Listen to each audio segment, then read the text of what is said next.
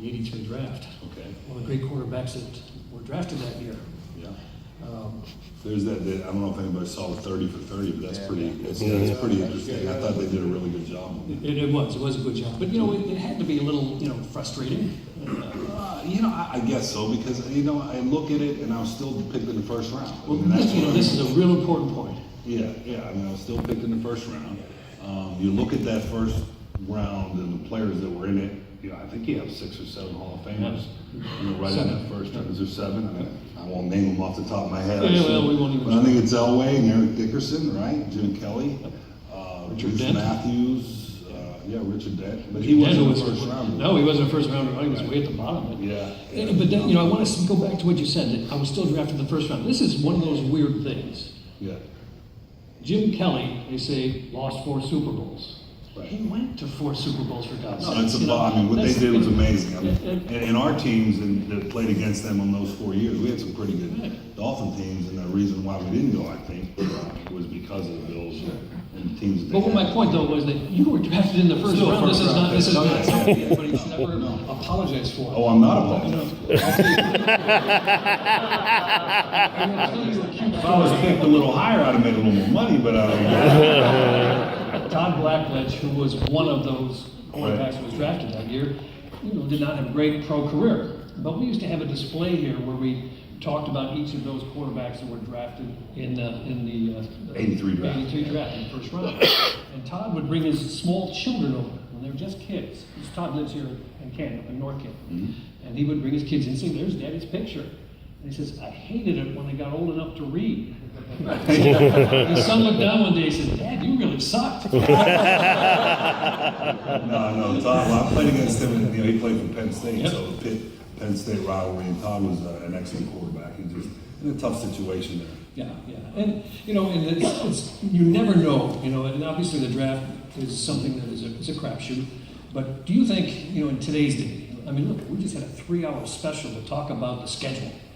Sure. Do we overemphasize some of these things? I think you do, but you have to be as educated as you possibly can about it. What I do think the league is doing a great job is there's always something that promotes the league. It's something that's if it's not the combine right after the Super Bowl, 2 weeks later the combine, there's the bowl games that the scouts all go to, and then the draft comes up, and then there's the OTAs, and it's always something to promote. And then the next thing you know, it comes around again, and then we have the Hall of Fame game, and everybody's excited about the season kicking off again. So the league does a great job as far as the marketing and having things that the fans can always look to as far as the game is concerned.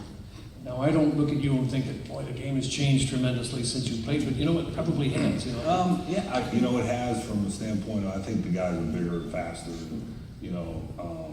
In general, I think it's more of a passing game now than it's ever been because some of the rules have changed. But it's still 11 on 11, and they're using a lot more spread out offenses than they used to years ago.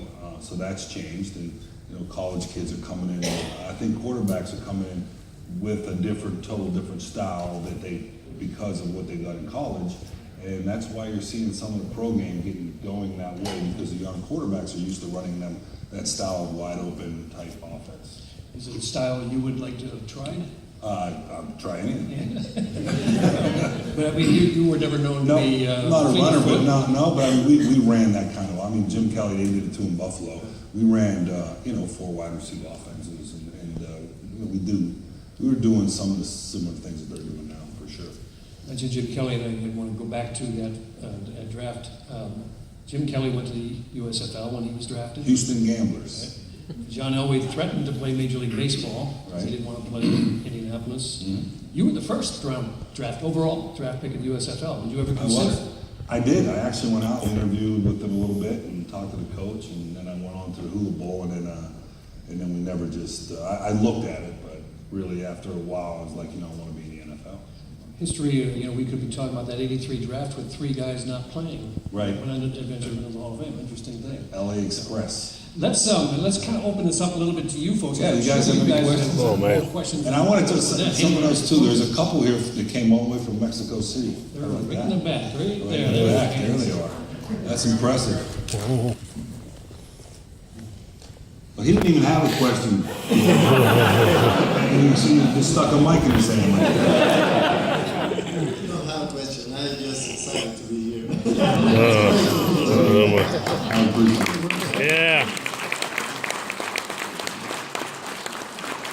I'm looking forward to get this gentleman right here with the white cap on, his hand up first.